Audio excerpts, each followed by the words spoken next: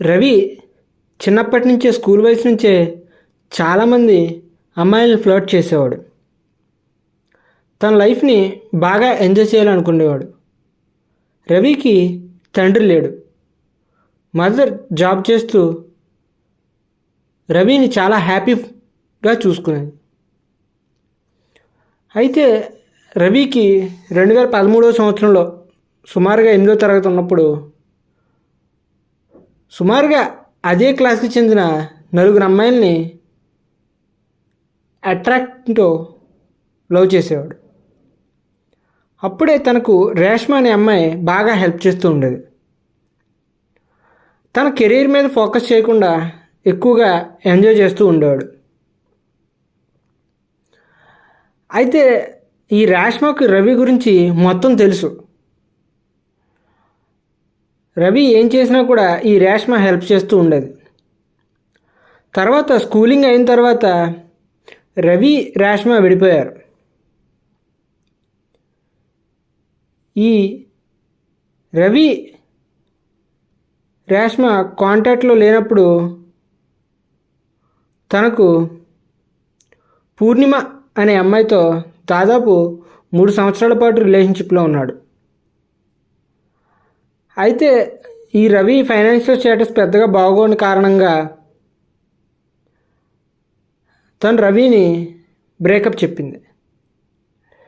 రవి చాలా డిప్రెషన్లోకి వెళ్ళిపోతూ ఉండేవాడు. ఎందుకనంటే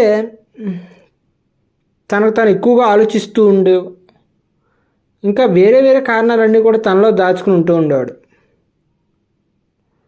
ఫైనల్గా ఇదంతా జరిగిన తర్వాత తను ఒక డల్ పొజిషన్లోకి వెళ్ళిపోయాడు. అయితే ఆగస్ట్ 2022 15వ తేదీన ఈ రేష్మ నుండి సడన్గా రవికి మెసేజ్ వచ్చింది.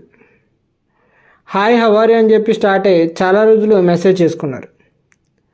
అనుకోకుండా అదే సంవత్సరం అక్టోబర్ 13న ఆ స్కూల్లో ఒక గెట్ టుగెదర్ ఏర్పాటు చేయడం, అక్కడ వీళ్ళు కలవడం, వీళ్ళ పరిచయం మరింత పెరిగింది. చిన్నప్పుడు ఈ రవికి రేష్మ మీద పెద్దగా ఇంట్రెస్ట్ ఉండేది కాదు. స్లోగా వీళ్ళ పరిచయం చాటింగ్ అనేది బాగా ఎక్కువగా పెరిగిపోయింది. అప్పుడు రేష్మ రవి అలా మారిపోవడం చూసి చాలా బాధపడింది. తనను అన్ని రకాలుగా హెల్ప్ చేసి తనతో మంచి రిలేషన్షిప్ని పొంది ఇద్దరు ఒకరినొకరు లవ్ చేసుకోవడం జరిగింది. అయితే ఇద్దరిది కూడా ఇంటర్ క్యాస్ట్ మ్యారేజ్ అవడం వల్ల ఎవరింట్లో కూడా ఒప్పుకోలేదు. రేష్మ వాళ్ళ డాడీ పెద్ద పొలిటీషియన్. రేష్మ వాళ్ళ బ్రదర్ కూడా రవిని చాలా ఇబ్బంది పెట్టాడు. రవి ఊరుకోకుండా రవి ఫ్రెండ్ వాళ్ళ డాడీ చేత రేష్మ బ్రదర్ మంచి ఫుట్బాల్ ప్లేయర్ అయితే తనని టీంలో లేకుండా చేశాడు. ఇదంతా రేష్మకు తెలియదు. అయితే తను అలా చేయడానికి గల కారణం రేష్మ బ్రదర్ రవిని బాగా ఇబ్బంది పెట్టడం. తర్వాత మెల్లగా వాళ్ళ ఇంట్లో ఒప్పుకున్న తర్వాత వాళ్ళ మ్యారేజ్కి రవి రేష్మ బ్రదర్ యొక్క ఛాంపియన్షిప్కి ఎటువంటి అడ్డు లేకుండా హెల్ప్ చేశాడు. అయితే ఇదంతా కూడా రేష్మ వాళ్ళ డాడీకి అర్థమైంది.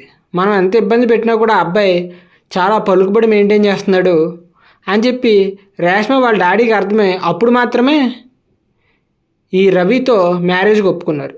రవి వాళ్ళ మదర్ మాత్రం పీటల మీద కూర్చోం, కాళ్ళవి మేము కడగమనంటే రవి బ్రదర్ చేత అన్ని కార్యక్రమాలు చేసుకుందామని డిసైడ్ అయ్యాడు. ఎన్నో గొడవలు పడి, ఎన్నో కండిషన్స్, చిన్నప్పటి నుంచి ఎన్నో బాధలు పడి ఫైనల్గా రవి మరియు రేష్మ ఒకటవబోతున్నారు. Thanks for